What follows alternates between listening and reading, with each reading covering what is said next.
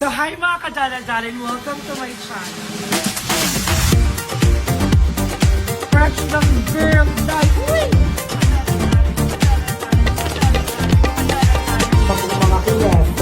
Mga kineso. Cooking show natin, and thank you so much for watching this video. Charit. So hi mga kadala-daling, welcome back to my channel. So for today's video ay andito tayo ngayon sa may Mall of Asia at talagang Paskong Pasko na. Sobrang dami ng taong namimili. Feeling ko yung mga susunod ko this coming Christmas. At ang nakakaloka, sobrang daming sales. I'm with my family pala. So we're here lang, sinamahan yun. Pumunta kami muna ng QC kasi birthday nung isa naming kapatid doon. And then after nung dumiretso dito sa may Mall of Asia dahil may gustong bilhin si Mami. At sobrang daming tao talaga guys, nakakaloka look. Mungla sobrang daming show. Bawat floor dahil puno. Stressing. Ay talagang ramdam mo na magpapasko kasi marami ng Christmas lights. Ay mga Christmas na din. Tapos ang bongga ng Christmas tree nakatayo dito sa Mawa. Sobrang laki. Sobrang bongga at sobrang ganda talaga. So, ipapakita ko sa inyo yan. Kanina dun sa mga pambata, sobrang daming tao pala. Kwento ko lang. Talagang ang mga Muji, di ba? Pinaparamdam pa rin sa mga bageti ang Christmas, di ba? Kasi parang ngayon kapag tama yun na ginagawa kasi pag medyo umiidad ka na, wala ka nang pakialam sa Pasko. Parang nawawala na yung excitement. Not totally wala ka nang pakialam, pero nawawala na excitement. Hindi ka tulad ng bata na mga ngaroling ka, tapos pag mismong Pasko na, yung mga damit mo, mga bagong bili pa, tapos mag-bless ka sa mga lola at lola mo, mga ninong-ninang, yung mga ganun. Pero ngayon parang pag matanda ka na parang nahihiya ka na kasi parang hindi ka na excited.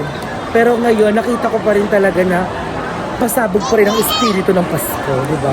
Nasa mga puso pa rin siya ng mga tao. So, ipapakita ko sa inyo yung mga kaganapan namin dito today and ipapakita ko rin sa inyo sobrang pasabog at bongga nila ditong Christmas tree na tinayo na sobrang daming Christmas lights din.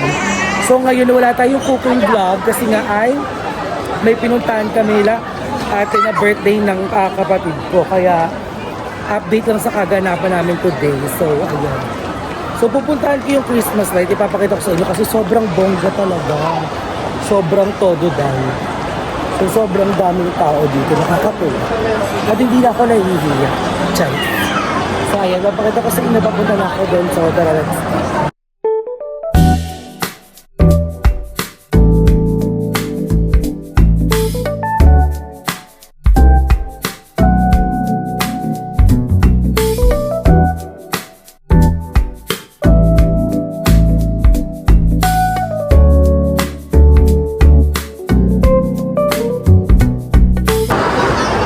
So ayun guys, kung nakikita niyo yung Christmas tree dyan sa background ko, tsaka yung mga Christmas lights, yan po yung trabaho ni DJ, ni Love. Yan po yung ginagawa niya sa trabaho niya sa tito niya. Sila yung nagkakabit at nagde-decorate ng mga Christmas skinembler sa bawat floor. So eto, isa to sa mga ginawa nila nun.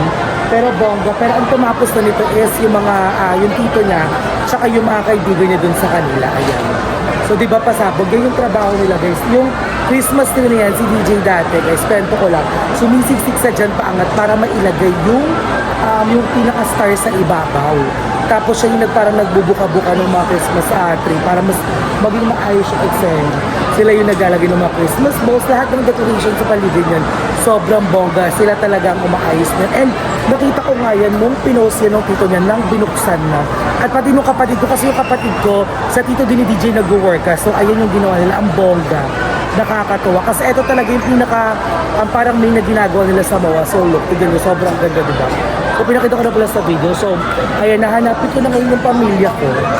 Hindi ko na alam kung nasaan sila.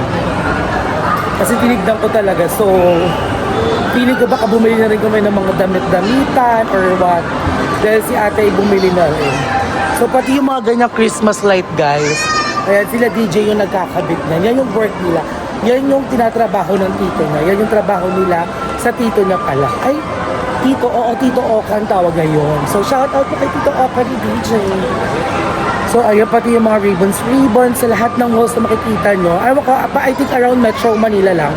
So, sila yung gumagawa. So, medyo nakakaramdam na ako ng gutom. So, tara, kain na tayo. And so, ayun guys, dito naman kami sa may labas ngayon. Sobrang ganda talaga ng Mawa. pagpasko na.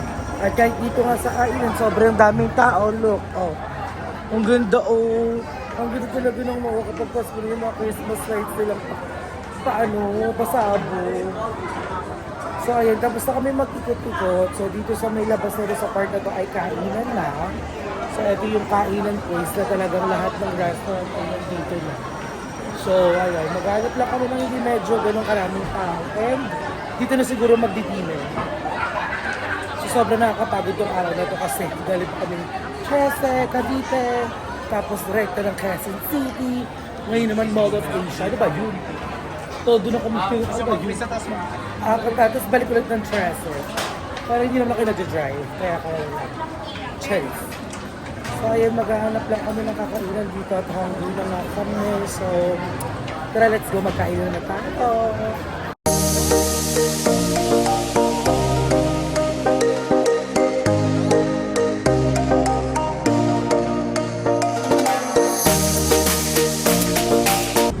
And so ayun guys, andito kami sa Pasay ngayon at dito kami nakahanap ng kakainan namin dito sa may Ayala Malls, Manila Bay. Manila Bay? Pasay ba to? Hindi ata. Charis. So dito kami nakita, dito sa may Ayala Malls, Manila Bay. So nag-choking na lang kami kasi yun lang yung walang tao ngayon. At sobrang nakakaloka at nakakapagod talaga tong araw to dahil alas 9 pa lang na sa biyahe na kami. Diba? So tara, samahin nyo akong kumain mga jala-jalings ko. So medyo wala naman itong masyadong eksena itong vlog natin. More on update lang sa araw natin today. Pero abangan nyo dahil gagawa na ako ng aking next episode ng ating foodcast. Ayan. So tara guys, andun na yung family ko, order na sila ng kakainin namin. So I'm so excited kasi hungry na din ako. So ayun na guys, after 3 hours, dumating na yung pagkain natin. Chicken, pancit, siomai, at marami pang iba. So kain na tayo.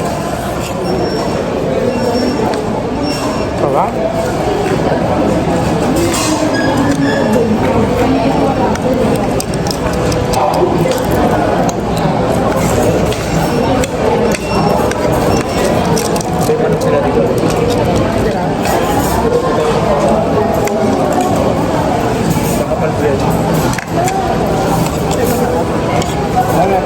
Sarap.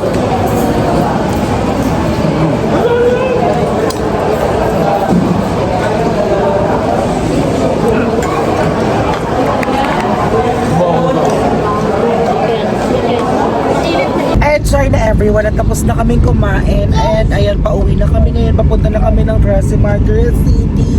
So ayun lang yung mga kaganapan natin today. So pumunta kami dun sa birthday ng ate ko kanina. Hindi na kami nakapag-video kasi nga na-excite na ang lahat. So nagkantahan na, nagkainan na. So nag-stay lang kami doon like at least an hour and a half lang kami nag-stay doon. Then banding-banding, chika-chika, chika-chika. Wala namang chika-chika, puro chika-chika. Paulit-ulit na chika. So ayun na. And then after nun ay bumiyahin na kayo from Quezon City, Caloocan yun eh. Papunta dito sa may MOA na sobrang daming ng tao kanina, sobrang daming namimili, sobrang dami talagang naghahanda para sa parating na Pasko, ang bongga. And pasabog ang mga malls ngayon guys, sobrang tataas at lalaki ng sales nila. And nakakatuwa kasi sobrang daming bata kanina, ang daming family na nandoon, and ano lang, marami pala talaga nagsiselebrate ng Christmas. Bakit hindi celebrate ang Christmas? Bakit kinukontra mo si self? Bakit nababaliw ka na lang? So, ayun guys. So, puro travel lang to. Puro update lang. And then, abangan yung susunod natin na foodcast episode. Ayan. So, for today's video lang ay kung ano-ano lang na gala na ginawa natin today. Okay? So, pagoda ang bayod. So, I think it will take at least 2 hours bago kayo makarating ng Trece ulit. And, ayun, magpapahinga na tayo. At sana ma-upload ko to ngayon at umabot to nang hindi pa mag-alas 12. And pipilitin natin ma-upload to today, okay? So again guys, thank you so much for always supporting us, and thank you so much for always being there for us. Ayan, sa lahat ng mga bayuts, sa lahat ng mga taong tumutulong sa amin, ayan, at mga napapasaya namin, at pinapasaya din naman kami at the same time. Maraming salamat sa inyo. And thank you so much din kay Papa God sa lahat ng blessings na natatanggap namin, and lagi tayong ligtas at healthy. At thank you din sa family ko and kay Love of course, and sa mga bayut din. Ayan, Actually, na-miss ko na sila, si Ayala, si Madam, si Mama Joven, si Emma. Ayan, hindi na, para mga 2-3 days ata kung hindi nakapunta kila Ayala kasi sobrang daming ganap kasi nga umuwi rin yung friend ko galing Saudi. And then, pinupunta ako din iba kong friends. Kasi tagal ko palang di sila nakita mga 2 months na. So, nagtampo. So, kinita natin sila mga nakaraan. Pero magka-video ko kami kagabi ni Ayala. So, tumawag sila sa akin siguro mga 4 AM. Kanina lang pala. Ayun nga, namimiss na nga daw ako. So pupunta tayo doon tomorrow. Pero yun mukhang hindi na natin maabutan si mama kasi sabi niya pauwi na daw siya ng Manila mamaya. So ayun guys, maraming salamat. Abangan nyo pa ang mga susunod na upload natin. Ayun, magkita-kita tayo muli. Thank you so much mga momshies, mga popshies, mga ate, mga tasino, mga sisi, mga ate ret, mga kuya ret, mga mama-mama, mga papa-papa, mga tito-tito at mga tita-tita. Ayan. So ayun guys, dito lang ang vlog natin. Maraming salamat. Magkita sa susunod na upload natin. Bye!